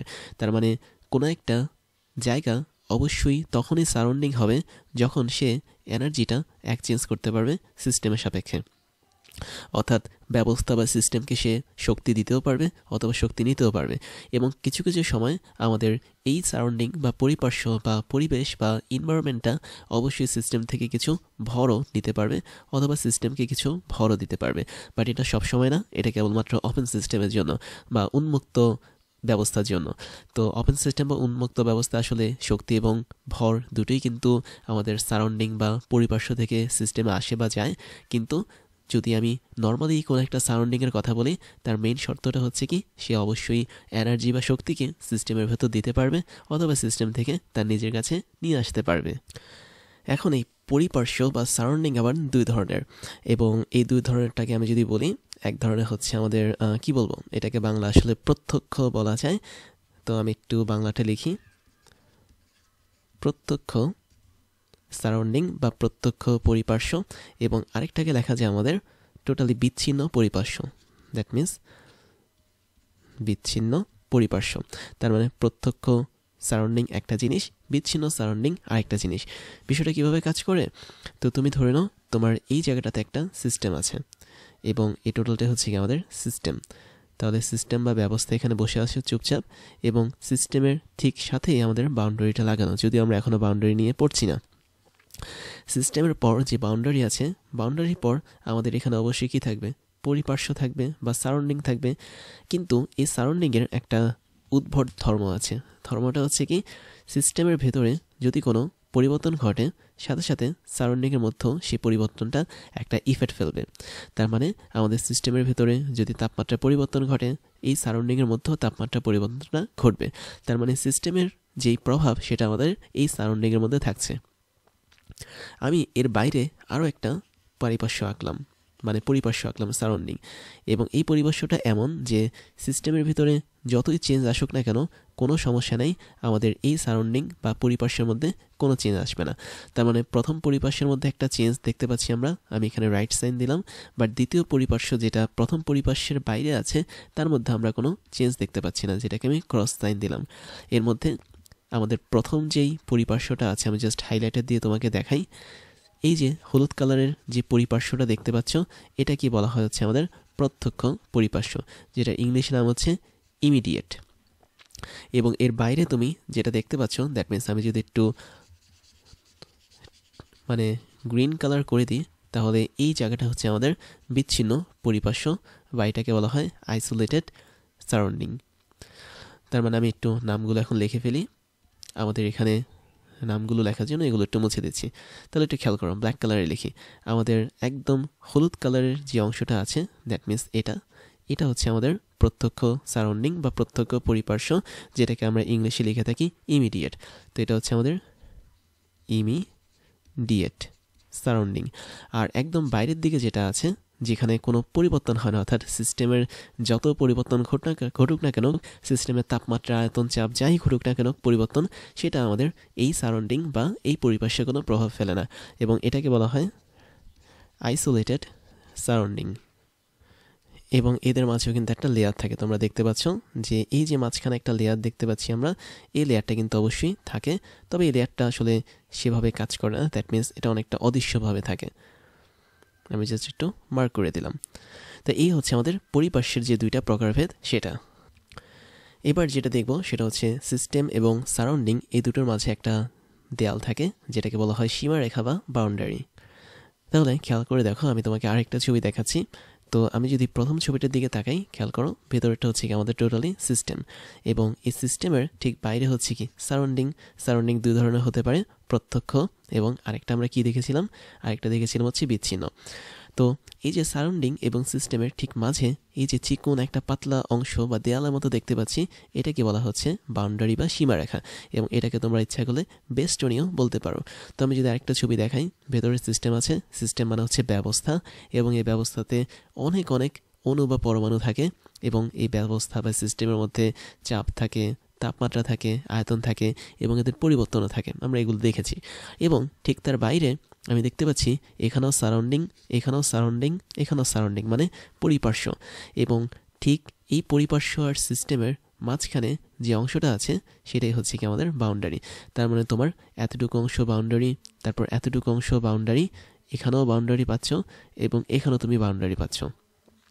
তাহলে বাউন্ডারি বা সীমারেখা এখানে আমরা দেখতে পেলাম। এবার আমাদের মেইন কাহিনী আছে। কাহিনীটা হচ্ছে বাউন্ডারি বা সীমারেখা কয়েক ধরনের হতে পারে। তো বেসিক্যালি আমরা বাউন্ডারি বা সীমারেখাকে দুইটা বেসিক ভাগে ভাগ করি, এবং আমি যদি ভাগগুলো এখানে লিখি সিম্পলি, একটা ভাগ হচ্ছে আমাদের এরকম যে সেটা বাস্তব, দ্যাট মিন্স একটা ভাগ হচ্ছে আমাদের বাস্তব বাউন্ডারি, আর আরেকটা হচ্ছে আমাদের অবাস্তব বাউন্ডারি। তাহলে বাস্তব সীমারেখার অবাস্তব সীমারেখা কেমন? আমি যদি বাস্তব সীমারেখার কথা বলি, বা এটাকে ইংলিশে বলা হয় রিয়েল সীমারেখা, তাহলে তারা হচ্ছে আবার দুই ধরনের, এবং তাদের একটা ধরন তোমরা চিনো, আরেকটা ধরনও তোমরা চিনো। বাস্তব বাউন্ডারি বা বাস্তব সীমারেখার একটা ধরনকে বলা হচ্ছে পরিবাহী, যেটাকে আমরা ইংলিশে কন্ডাক্টর বলি, আর আরেকটা হচ্ছে অপরিবাহী, যেটাকে আমরা ইংলিশে ইনসুলেটর বলি। এখন কি পরিবহন করবে আর কি অপরিবহন করবে সেটা একটু পরে জানি। আমরা এখানে 2 নম্বরটাও লিখে ফেলি, সেটা হচ্ছে অবাস্তব বাউন্ডারি বা এটাকে বলা হয় ইমাজিনারি বাউন্ডারি। এখন এই যে পরিবাহীর কথা আমরা বললাম, পরিবাহী বলতে আমরা বুঝবো এটা আসলে এনার্জি বা শক্তিকে পরিবহন করতে পারে। তার মানে কোনো একটা সিস্টেম থেকে আমাদের পরিপার্শ্বের দিকে, অথবা বলতে পারি পরিপার্শ্ব থেকে ব্যবস্থা বা সিস্টেমের দিকে সে শক্তির আদান প্রদান করতে পারে। তাহলে পরিবাহী বাউন্ডারিগুলো কার আদান প্রদান করতে পারে আমি একটু লিখি। সিস্টেম বা ব্যবস্থা, এবং বাইরে লিখলাম সারাউন্ডিং বা পরিপার্শ্ব। তাহলে সিস্টেমকে আমি SY দিয়ে প্রকাশ করলাম, সারাউন্ডিংকে আমি SU দিয়ে প্রকাশ করলাম। এবং সিস্টেম থেকে সারাউন্ডিংয়ের দিকে এনার্জি যেতে পারে, আবার সারাউন্ডিং থেকে সিস্টেমের দিকে এনার্জি বা আসতে পারে। যখন এই ঘটনাটা ঘটবে কোনো একটা বাউন্ডারি বা সীমারেখা দিয়ে, তখন সেটাকে বলা হবে পরিবাহী সীমারেখা। এবং আমি যদি অপরিবাহীর কথা বলি, তাহলে সেটা আসলে উল্টা ঘটনা ঘটায়। দ্যাট মিন্স অপরিবাহী যেই সীমারেখা বা বাউন্ডারি আছে, সেটা সিস্টেম থেকে সারাউন্ডিং এবং সারাউন্ডিং থেকে সিস্টেমে কখনোই এনার্জিকে ট্রান্সফার করতে পারে না। তার মানে এখানে যে এনার্জিটা আছে এটা আসলে কাটা যাবে। তার মানে যে সমস্ত বাউন্ডারি বা সীমারেখা দিয়ে সিস্টেম থেকে সারাউন্ডিংয়ে কোনো পরিমাণ এনার্জি যাওয়া আসা করে না বা শক্তি যাওয়া আসা করে না, অথবা সারাউন্ডিং থেকে সিস্টেম বা সিস্টেম থেকে সারাউন্ডিং, যেটাই বলি না কেন, শক্তি যখন যাওয়া আসা করবে না, তখনই সেটা কী হয়ে যাবে, অপরিবাহী আমাদের বাউন্ডারি হয়ে যাবে বা সীমারেখা হয়ে যাবে। এখন এই যে আমরা আরেকটা পার্ট দেখতে পাচ্ছি অবাস্তব বা ইমাজিনারি, এটাও একটা দারুণ জিনিস। এটা এমন একটা জিনিস, সে কী করে আমাদের সিস্টেম, আর এটা হচ্ছে ধরেন সারাউন্ডিং।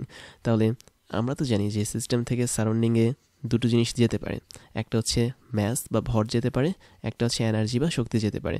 আবার সারাউন্ডিং বা পরিপার্শ্ব থেকে সিস্টেম বা ব্যবস্থার মধ্যেও দুটো জিনিস যেতে পারে, ম্যাসও যেতে পারে, এনার্জিও যেতে পারে। বাট অবাস্তব বা ইমাজিনারি এটা এমন একটা বাউন্ডারি যেটা কি করে, যেটা আমাদের এই দুটো জিনিসকেই পাস হতে দেয়। অর্থাৎ আমাদের এখানে ম্যাসও যাওয়া আসা করতে পারবে, এনার্জিও যাওয়া আসা করতে পারবে সিস্টেম থেকে সারাউন্ডিংয়ের মধ্যে, অথবা সারাউন্ডিং থেকে সিস্টেমের মধ্যে। তার মানে এটাও রাইট হবে, এটাও রাইট হবে। তো এই ধরনের বাউন্ডারিকে বলা হয় অবাস্তব বা ইমাজিনারি বাউন্ডারি। এবং এই ধরনের বাউন্ডারির মধ্যে বেশিরভাগ ক্ষেত্রে একটা পার্ট অবশ্যই ওপেন থাকে বা খোলা থাকে। তার মানে আমরা যদি কোনো একটা পার্ট ওপেন রাখি, তাহলে সহজেই ওই খোলা অংশ দিয়ে আমাদের সিস্টেম থেকে সারাউন্ডিংয়ের মধ্যে বা পরিবেশের মধ্যে বিভিন্ন ধরনের ভর চলে যাবে বা শক্তির এক্সচেঞ্জ করবে। তাহলে দেখো তো, আমরা যে ব্যবস্থা বা সিস্টেম পড়েছিলাম, 3 ধরনের সিস্টেম কিন্তু আমরা পড়েছিলাম, তাই না? একটা ছিল কি ওপেন সিস্টেম বা খোলা সিস্টেম। তাহলে ওপেন সিস্টেম বা খোলা সিস্টেমে কি হতো, আমাদের ভর এবং এনার্জি দুইটাই কিন্তু এক্সচেঞ্জ হতো। তার মানে ভর এবং এনার্জি দুটোই সিস্টেম থেকে সারাউন্ডিং বা সারাউন্ডিং থেকে সিস্টেমে যাওয়া আসা করতো। তাহলে ওপেন বা খোলা বা উন্মুক্ত সিস্টেমের জন্য কেবলমাত্র অবাস্তব বাউন্ডারি কাজ করে, এটা আমাদেরকে এখন মনে রাখতে হবে। তার মানে এটার জন্য আমাদের শুধুমাত্র অবাস্তব বাউন্ডারি কাজ করবে। তারপর আমরা আরেকটা সিস্টেম দেখেছিলাম, মনে আছে? সেটা ছিল কি ক্লোজড সিস্টেম বা বলা যায় বদ্ধ সিস্টেম। ক্লোজড সিস্টেমে কি হতো, আমাদের এনার্জি বা শক্তি এক্সচেঞ্জ হতো, বাট ভর এটা কখনোই এক্সচেঞ্জ হতো না। তার মানে এনার্জি বা শক্তিটা সিস্টেম থেকে সারাউন্ডিং অথবা সারাউন্ডিং থেকে সিস্টেমে যাওয়া আসা করতো। তো এরকম ঘটনা কোথায় ঘটছে, আমি দেখতে পাচ্ছি পরিবাহী এই বাউন্ডারিতে ঘটছে। তার মানে ক্লোজড সিস্টেম বা বদ্ধ ব্যবস্থার জন্য যেই বাউন্ডারি কাজ করে, সেটা হচ্ছে বাস্তব বাউন্ডারি বা বাস্তব সীমারেখার পরিবাহী এই প্রকারভেদটা। তারপর আমরা আরেকটা সিস্টেম দেখেছিলাম, সেটা ছিল কি আইসোলেটেড সিস্টেম, মানে একদম বিচ্ছিন্ন সিস্টেম। তার মানে এটা ছিল আমাদের আইসোলেটেড সিস্টেম। এখন আইসোলেটেড সিস্টেমে কি হয়, এখান দিয়ে আমাদের ভর এবং এনার্জি কোনোটাই পাস করে না। তার মানে আমি বলতে পারি ভর এবং এনার্জি যখন পাস করবে না, তখন এটা অবশ্যই অপরিবাহী বা মানে বাস্তব প্রকারভেদের মধ্যে অপরিবাহী সীমারেখা বা বাউন্ডারি হিসেবে কাজ করবে। তার মানে এই অপরিবাহী যেই বাউন্ডারি, সেটা কেবলমাত্র কাজ করে আইসোলেটেড সিস্টেমের জন্য বা বিচ্ছিন্ন সিস্টেমের জন্য। তারপরে যেটা আছে সেটা হচ্ছে আমাদের মহাবিশ্ব বা ইউনিভার্স। তো এটা নিয়ে আসলে তেমন কিছু বলার নাই, তোমরা এখানে ছবি দিয়ে দেখতে পাচ্ছ মাঝখানে সিস্টেম কাজ করছে। আচ্ছা, কোন কালারে লিখছি, এটা ব্ল্যাক কালারে লিখি। একদম মাঝখানে আমাদের সিস্টেম কাজ করছে, সিস্টেমের পর হচ্ছে বাউন্ডারি, বাউন্ডারির পর হচ্ছে সারাউন্ডিং। এবং এই যে সিস্টেম, বাউন্ডারি, সারাউন্ডিং, এরা যেই জায়গাটাতে অবস্থান করে আছে, যেই স্পেসের মধ্যে বা যেই কি বলবো জায়গাটাতে যে অবস্থান করে আছে ওটাকে বলা হচ্ছে ইউনিভার্স। তার মানে ইউনিভার্স হচ্ছে এদের বাইরে যেটা আছে। তার মানে আমরা ইউনিভার্সের মধ্যে সারাউন্ডিংকে রাখতে পারি, সারাউন্ডিং বা পরিপার্শ্বের মধ্যে বাউন্ডারি এবং সিস্টেম বা ব্যবস্থাকে রাখতে পারি। তার মানে এটা যদি হয় বিশাল একটা মহাবিশ্ব বা ইউনিভার্স বা কোনো একটা স্পেস, সেখানে আমরা এরকম ছোট্ট করে একটা নির্দিষ্ট সারাউন্ডিং তৈরি করলাম। ওই সারাউন্ডিংয়ের মাঝখানে আমরা একটা সিস্টেমকে বসিয়ে দিলাম। আবার ধরো এখানে আমরা একটা সারাউন্ডিং তৈরি করলাম, ওর মাঝখানে একটা সিস্টেমকে বসিয়ে দিলাম। এখানে একটা সারাউন্ডিং তৈরি করলাম, এর মাঝে একটা সিস্টেমকে বসিয়ে দিলাম। তার মানে বলা যায় মহাবিশ্ব বা ইউনিভার্স বলতে আমরা বলছি এমন একটা বিশাল জায়গা যার মধ্যে অনেকগুলো সারাউন্ডিং এবং ওই সমস্ত সারাউন্ডিংয়ের সাথে অনেকগুলো সিস্টেম যুক্ত থাকে। তো এই বিষয়টা তোমাকে মাথায় রাখতে হবে। আর আরেকটা বিষয় হচ্ছে কি, যে একটা মাত্র সিস্টেমের জন্যই কিন্তু একটা মাত্র সারাউন্ডিং নাও থাকতে পারে। আমি যদি এখানে একটা সিস্টেম তৈরি করি তাহলে তার চারপাশে কিন্তু সেম সারাউন্ডিং থাকবে। আবার এখানে যদি আমি আরও একটা সিস্টেম তৈরি করি তার চারপাশেও কি আমাদের সেম সারাউন্ডিং বা পরিপার্শ্ব থাকবে, কিন্তু আমাদের এই পরিপার্শ্বগুলো এক একটা ডিফারেন্ট হতে পারে। দ্যাট মিনস আমি যদি তোমাকে একটু দেখাই, ধরো এই পরিপার্শ্বটা একরকম বা এই সারাউন্ডিংটা একরকম, তারপরে আমাদের এই সারাউন্ডিং এটা হচ্ছে ধরো আরেক রকম। তার মানে ভিন্ন ভিন্ন সারাউন্ডিং বা পরিপার্শ্ব থাকতে পারে মহাবিশ্বের মধ্যে বা ইউনিভার্সের মধ্যে। তাহলে এটার সারাউন্ডিং ধরো আরেক রকম। তাহলে এই বিষয়টা আমাদের ক্লিয়ার যে মহাবিশ্ব বা ইউনিভার্স হচ্ছে বিশাল একটা জায়গা যেখানে আসলে অসংখ্য অসংখ্য সারাউন্ডিং বা পরিপার্শ্ব থাকবে এবং তাদের ভেতরে আমাদের অনেকগুলো বাউন্ডারি বা সিস্টেম বা ব্যবস্থা থাকতে পারে। তারপর আমরা যেটা দেখব সেটা হচ্ছে কিছু থার্মোডাইনামিক ভ্যারিয়েবলস বা তাপগতিবিদ্যার চলক দেখব। এখন তাপগতিবিদ্যার চলক জিনিসটা কি? আমরা সিস্টেম সম্পর্কে কিন্তু পড়েছিলাম। সিস্টেম মানে হচ্ছে কি ব্যবস্থা, এবং এই সিস্টেমের মধ্যে আমরা দেখেছিলাম যে কিছু জিনিস অবশ্যই পরিবর্তন হয়। কী জিনিস পরিবর্তন হয়? আমরা সিস্টেমের মধ্যে কিছু স্পেসিফিক সাবস্টেন্স রাখতে পারি বা স্পেসিফিক কিছু বস্তু রাখতে পারি, যেমন অণু, পরমাণু, গ্যাস, তরল পদার্থ, এগুলো। তো এগুলোর চাপের পরিবর্তন হতে পারে, তাপমাত্রার পরিবর্তন হতে পারে, আয়তনের পরিবর্তন হতে পারে, তারপর হচ্ছে মোল সংখ্যা, এদের সবারই কিন্তু পরিবর্তন হতে পারে। এই যে কোনো একটা সিস্টেমে যে সমস্ত প্রপার্টি পরিবর্তন হয় বা সিস্টেমে থাকা কোনো একটা বস্তু, অণু, পরমাণু, এদের যে ধর্মগুলো থাকে ওগুলোকে আমরা প্রকাশ করি যে সমস্ত রাশির মাধ্যমে, সেগুলো হচ্ছে তাপগতিবিদ্যার চলক। তার মানে আমাদের এখানে চাপ, তাপমাত্রা, আয়তন, মোল সংখ্যা, এরা সবাই হচ্ছে কি এক একটা রাশি, এবং এই প্রত্যেকটা রাশি হচ্ছে থার্মোডাইনামিক ভ্যারিয়েবলস বা তাপগতিবিদ্যার চলক।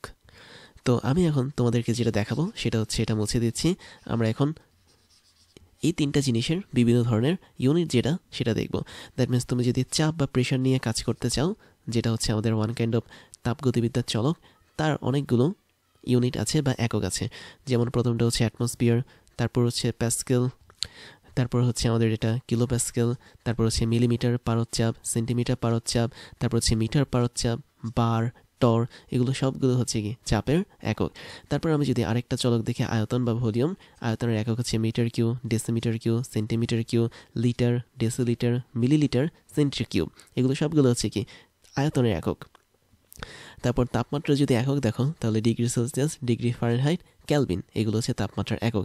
জুল হচ্ছে তাপের একক, এটাকে আমরা কখনোই তাপমাত্রার একক বলবো না। তার মানে তোমাকে বুঝতে হবে তাপমাত্রার একক হচ্ছে আসলে এই তিনটা। তো এগুলোকে আমরা তাপগতিবিদ্যার রাশিও বলতে পারি বা কোয়ান্টিটিও বলতে পারি, অথবা তাপগতিবিদ্যার চলকও বলতে পারি। তো যেহেতু আমরা এখন রাশি বা তাপগতিবিদ্যার চলক সম্পর্কে জেনেছি, তাহলে আমরা কোনো একটা তাপগতিবিদ্যার যে সিস্টেম আছে বা ব্যবস্থা আছে সেটার অবস্থা সম্পর্কেও জানতে পারবো বা স্টেট অফ সিস্টেম সম্পর্কেও জানতে পারবো। কিভাবে? স্টেট বা অবস্থা জিনিসটা হচ্ছে এরকম, তোমাকে আমি যদি কোনো একটা সিস্টেম দিয়ে থাকি, সিস্টেম মানে হচ্ছে ব্যবস্থা বা তাপগতিবিদ্যার কোনো একটা ব্যবস্থা, তাহলে ওই ব্যবস্থার মধ্যে যে কোনো একটা সময় ধরে নাও t=5 সেকেন্ড সময়, অথবা আমি আরেকটু সহজ করে দিই, t= ধরো 12:48:47, এরকম একটা সময় তোমাকে আমি দিলাম, ধরো এটা হচ্ছে PM। তো এই সময়টাতে তুমি অবশ্যই ওই সিস্টেমের কিন্তু কয়েকটা জিনিসের ভ্যালু স্পেসিফিক পাবে। পি বা চাপের ভ্যালুটা পাবে, ধরো চাপ হচ্ছে ওই সময়টাতে 1 অ্যাটমসফিয়ার ধরে নাও। তুমি ওই সিস্টেমের মধ্যে যে তাপমাত্রা আছে সেটাও পেলে, ধরো 25 ডিগ্রি সেলসিয়াস রুম টেম্পারেচার। এবং এই সিস্টেমের যে আয়তনটা আছে, দ্যাট মিনস তুমি ওই পাত্রের যে আয়তনটা পাচ্ছ অথবা সিস্টেমের মধ্যে থাকা যেই পদার্থ আছে ওর আয়তনটা যেটা পাচ্ছ, ধরে নাও হচ্ছে এটা 10 মিলিলিটার পেলে। তাহলে এই যে আমি এখানে তিনটা জিনিস জানতে পারলাম, এই তিনটা জিনিস হচ্ছে কি ওই সিস্টেমের চলক ছিল বা তাপগতিবিদ্যার চলক ছিল। তো যেহেতু আমি একটা নির্দিষ্ট সময় এই তিনটা কোয়ান্টিটি বা রাশিকে জানতে পেরেছি, এই অবস্থাটাকে বলা হয় সিস্টেমের অবস্থা বা স্টেট অফ সিস্টেম। এবং এই সিস্টেমের অবস্থাকে আমরা গ্রাফিক্যালি রিপ্রেজেন্ট করে থাকি অনেকটা এরকম গ্রাফ দিয়ে। আমরা বিভিন্ন ধরনের গ্রাফ আঁকতে পারি, অর্থাৎ আমরা ইচ্ছা করলে পি ভার্সেস টি গ্রাফ আঁকতে পারি, অর্থাৎ চাপ বনাম তাপমাত্রা গ্রাফ, অথবা আমরা পি ভার্সেস ভি বা চাপ বনাম আয়তন গ্রাফ আঁকতে পারি, অথবা আমরা ভি ভার্সেস টি অথবা আয়তন বনাম তাপমাত্রা এই গ্রাফটাও আঁকতে পারি। তো এই সমস্ত গ্রাফ আঁকার মাধ্যমে আমরা আসলে সিস্টেমের অবস্থা বা স্টেট অফ সিস্টেমকে রিপ্রেজেন্ট করতে পারি। আমি এখানে যে গ্রাফটা এঁকেছি এটা সিম্পলি হচ্ছে আমাদের ভি ভার্সেস পি গ্রাফ। তুমি দেখতে পাচ্ছ একটা নির্দিষ্ট সময় পর আমাদের কোনো একটা সিস্টেমের চাপ হচ্ছে পি নট। আচ্ছা, আমরা প্রথমে এক্স অক্ষ বরাবর আয়তন দেব ভি নট, ওয়াই অক্ষ বরাবর চাপ নেব পি নট। তো এই যে এখানে একটা পয়েন্ট আমি ধরে নিলাম এটা হচ্ছে এ পয়েন্ট। তো এই পয়েন্টটা হচ্ছে কি কোনো একটা নির্দিষ্ট সময় পর সিস্টেমের মধ্যে তৈরি হয়েছে, অর্থাৎ নির্দিষ্ট সময় পর কোনো একটা সিস্টেমের আয়তন ভি নট এবং চাপ হচ্ছে পি নট।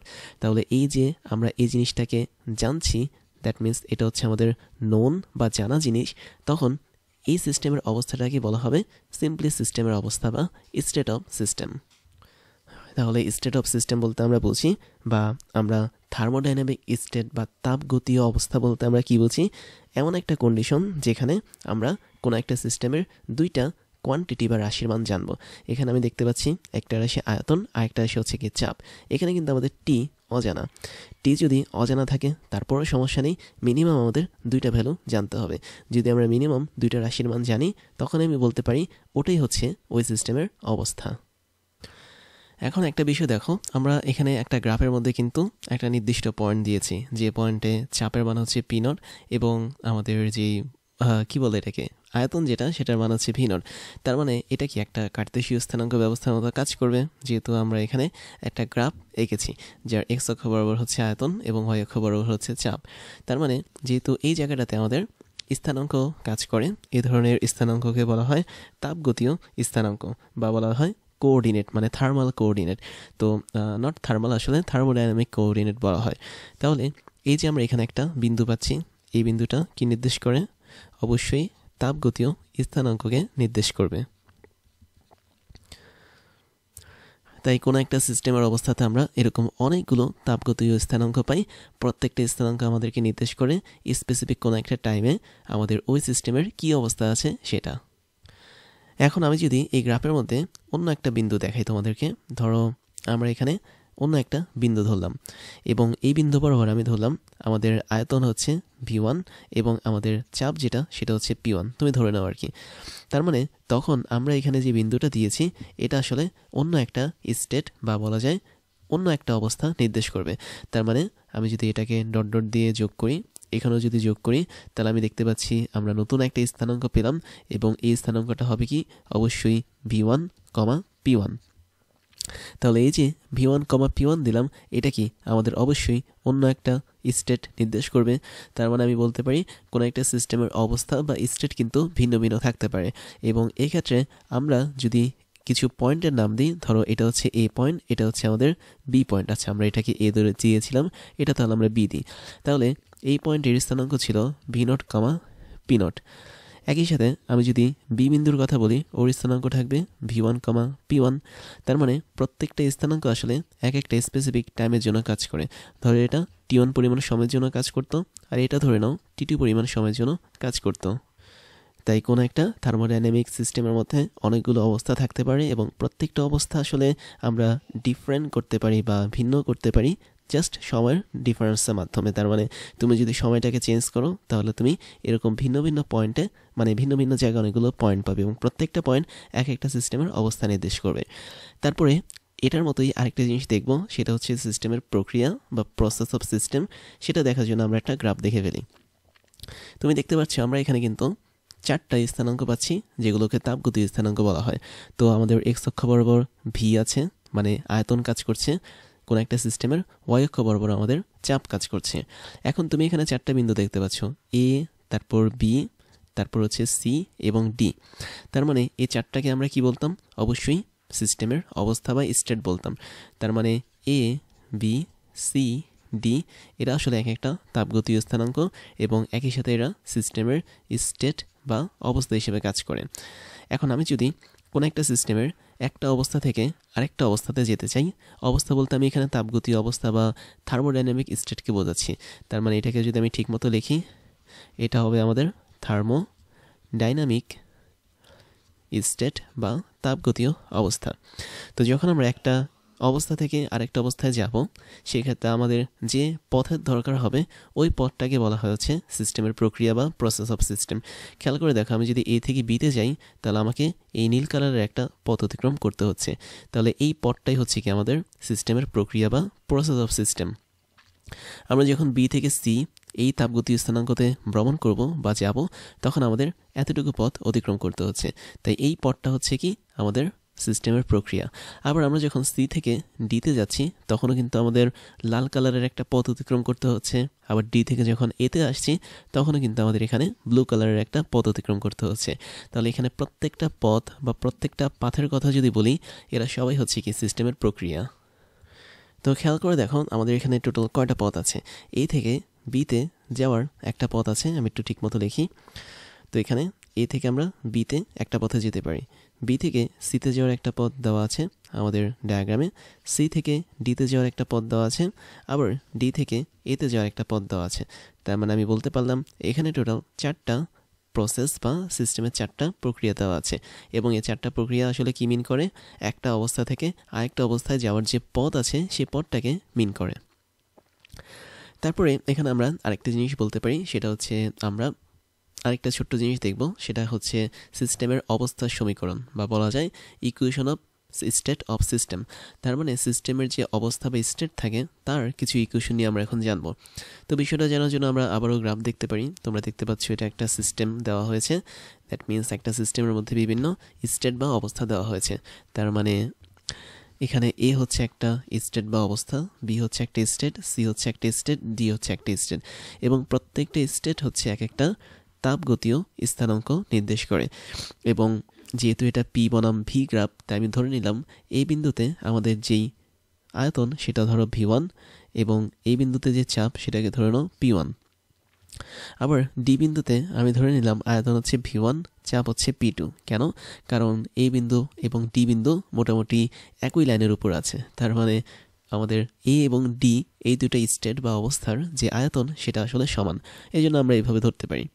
তারপরে তুমি বি বিন্দুর আয়তন ধরে নেওয়া হচ্ছে ভি2 এবং চাপ ধরে নেওয়া হচ্ছে কত, পি2। পি2 ধরতে পারো, তোমার ইচ্ছে না পি2 ধরবো না, যেহেতু পি2টা হচ্ছে অন্য কিছু, আমি এখানে পি3 ধরতে পারি। আবার এখানে সি বিন্দুর স্থানাঙ্ক তুমি ধরতে পারো ভি2, হচ্ছে পি4, অন্য একটা চাপ ধরতে পারো। তো যেহেতু আমাদের বি আর সি হচ্ছে একই লাইনের উপর দাঁড়ানো, তাই এখানে আমাদের ভি এর মানটা সেম থাকবে।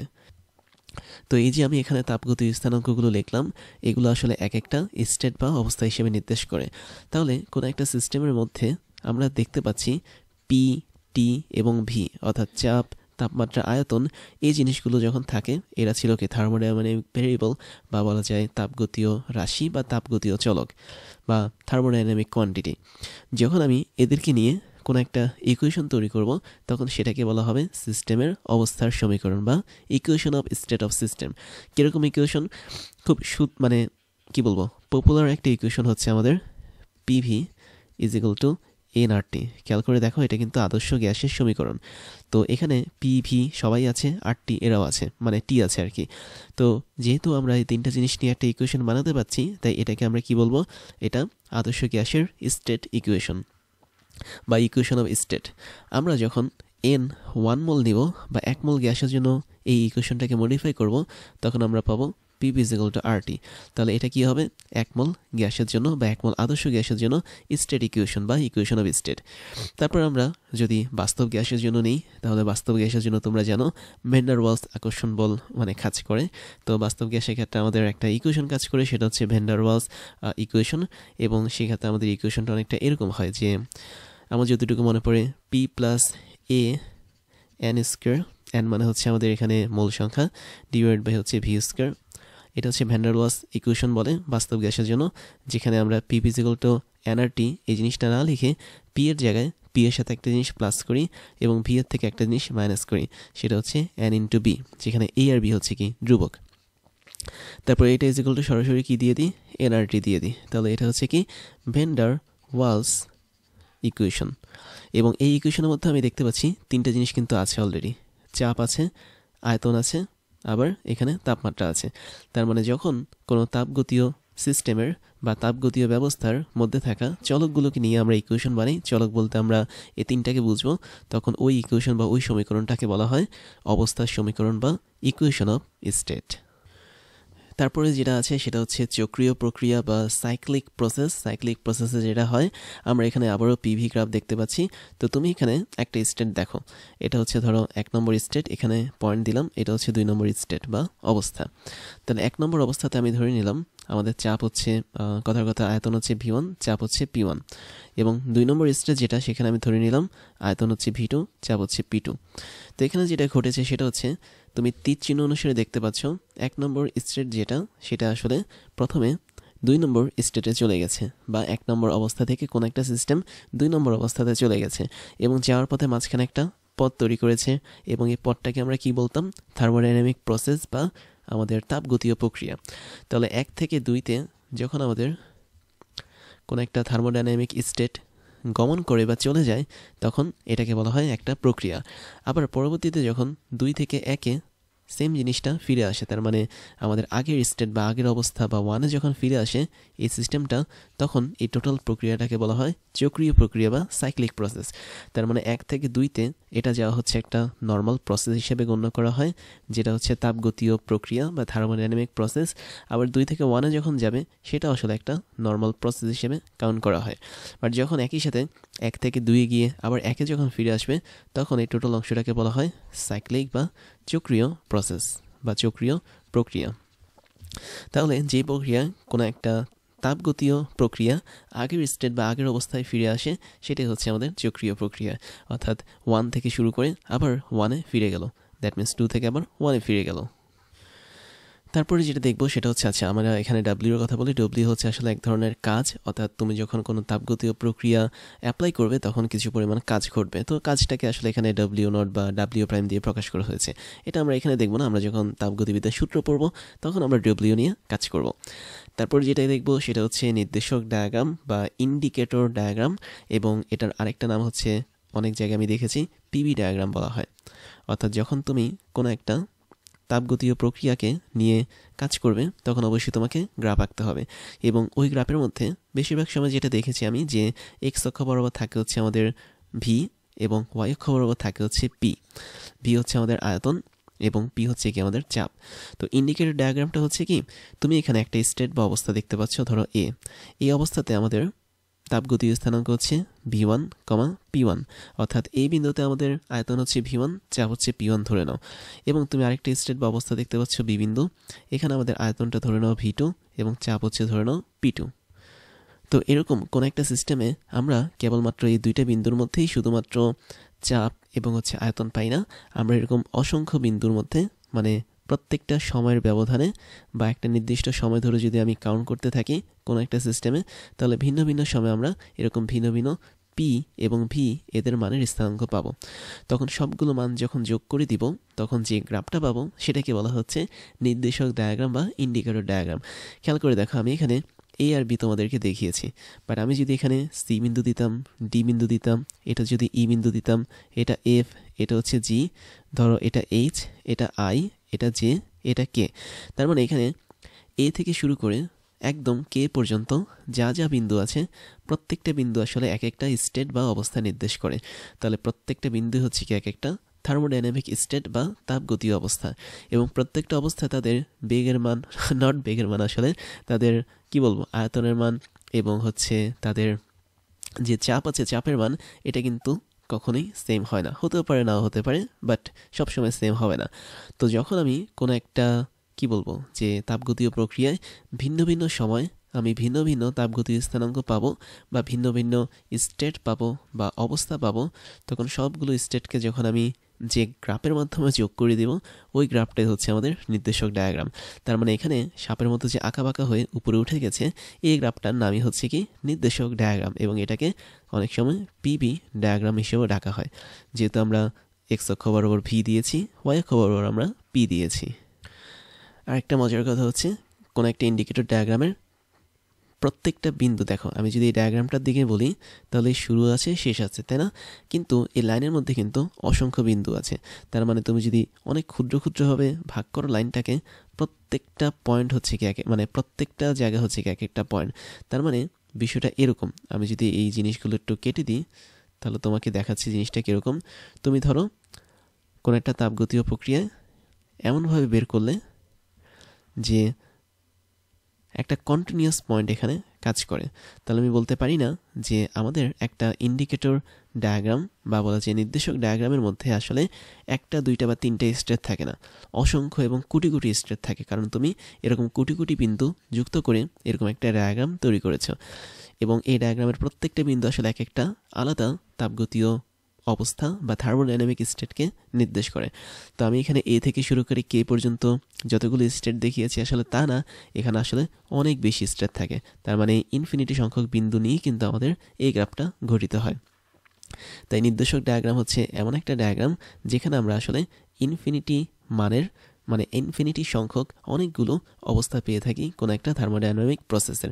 বাট আমরা বোঝার সুবিধার জন্য এতগুলো পয়েন্ট ইউজ করি না, জাস্ট আমি এখানে এ থেকে শুরু করে কে পর্যন্ত এই কয়টা পয়েন্ট ইউজ করেছি।